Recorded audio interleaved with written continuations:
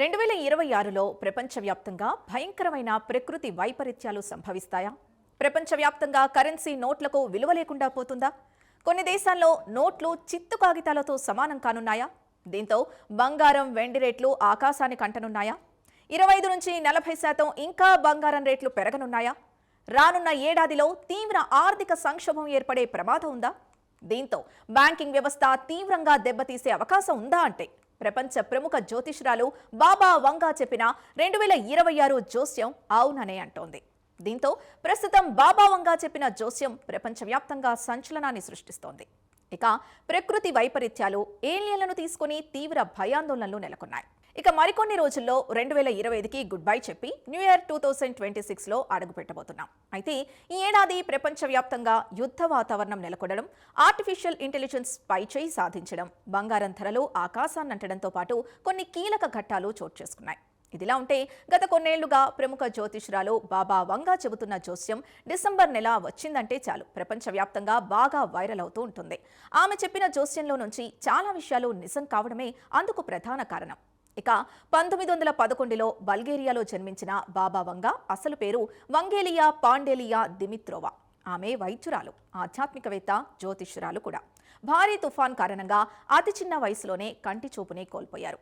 ఈ సంఘటన తర్వాతే బాబా వంగాకు భవిష్యవాణి చెప్పే అసాధారణ శక్తి వచ్చిందని చెబుతారు.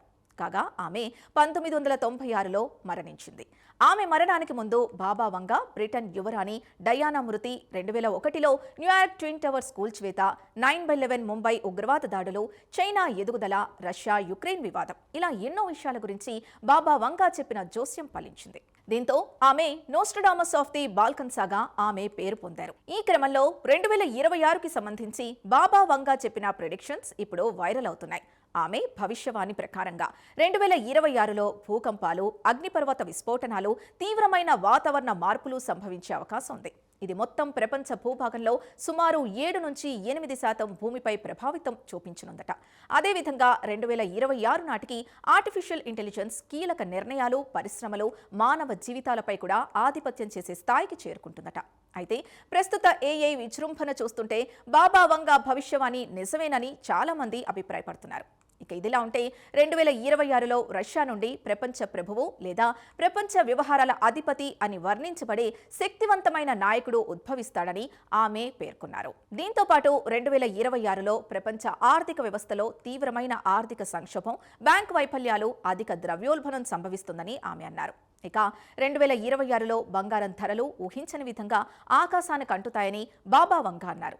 అయితే ఇప్పటికే విపరీతంగా పెరిగిన బంగారానికి రాను రాను మరింత డిమాండ్ పెరిగే అవకాశాలున్నాయి. దీంతో ప్రపంచ ఆర్థిక వ్యవస్థ మరింత అస్థిరంగా ఉంటుందని ఆమె జోస్యం చెప్పారు. అంతేకాదు ఆ ఏడాది తీవ్ర ఆర్థిక సంక్షోభం ఏర్పడే ప్రమాదం ఉందని అంచనా వేసిన బాబా వంగా ఇది బ్యాంకింగ్ వ్యవస్థను తీవ్రంగా దెబ్బతీసే అవకాశం ఉందని అభిప్రాయపడ్డారు.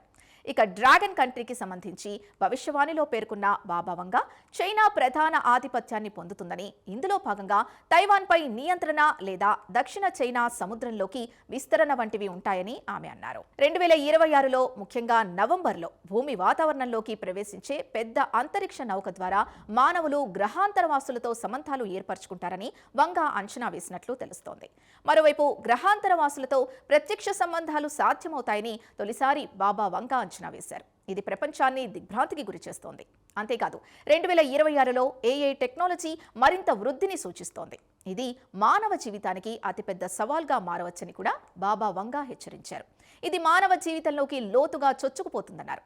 ఇక అణుశక్తి సమస్యల మధ్య ప్రపంచవ్యాప్తంగా ఉన్న దేశాలు గ్రీన్ ఎనర్జీ, ఫ్యూజన్ రియాక్టర్ల వైపు వేగంగా అడుగులు వేస్తున్నాయి. భవిష్యత్తులో మానవ అవసరాల్ని తీర్చడంలో ఈ సరికొత్త ఇంధన వనరులు ప్రధాన పాత్ర పోషిస్తాయని బాబా వంగా తన భవిష్యవాణిలో పేర్కొన్నారు.